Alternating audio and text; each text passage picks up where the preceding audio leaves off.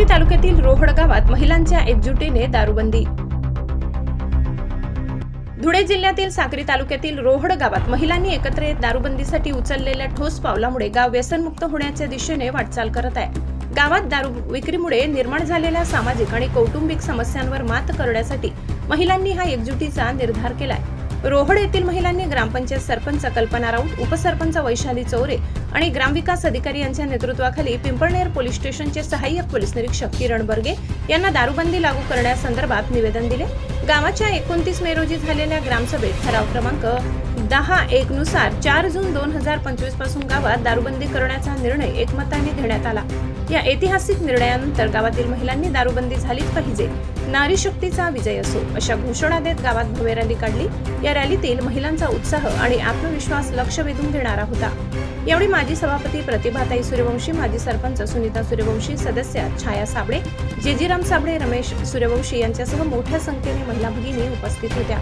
महिलांच्या या एकजुटीमुळे गावात सकारात्मक वातावरण निर्माण झाले असून त्यांच्या या पुढाकाराचे सर्वत्र कौतुक होत आहे। दारूबंदी लागू झाल्यास ग्रामस्थांचे आरोग्य सुधारून कुटुंबांमध्ये शांती आणि एकोप्याचे वातावरण टिकेल अशी आशा व्यक्त केली जात आहे।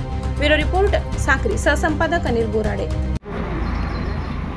आम्ही आहे गाव में दारू बंद करा, डोसा ढाकरा, दारू पी बड़ा लड़ भैया आज से बाजूला भाकर खा तू दारू न गांधा जो काम दारू नाही तू भाकर खाता नाही तू दारू न गांधा कोणी एवढा आली नाही कुठं दारूला घर कोणी कवडाली कुठं दांडे गुन्हे जातात गाड्या पहिल्या गाड्या वायली बरा गाडी तर दारूला घर नेतात त्या बाया दिल्या आमच्या दारू खात्यात झोपच लागत नाही तिथं त्याला सांगाय दारू पिणार का तुम्ही जाते का वायाला देतात काय करते कोणी काय नाही सुद्धा कोणी काय पण दाना नाही सुद्धा कोणी काय करायचे। या गोष्टीच्या व्यसन का लागत नाही माणसांना जरा विचार करावा। त्या दारूपट्टी दारू पिऊन आल्यानंतर तुम्ही पत्नीला मारहाण करणार, मुलाला मारहाण करणार, हे संस्कार तुमच्या मुलावर लागले तर हे पुढे चालून ते बी तसंच करणार।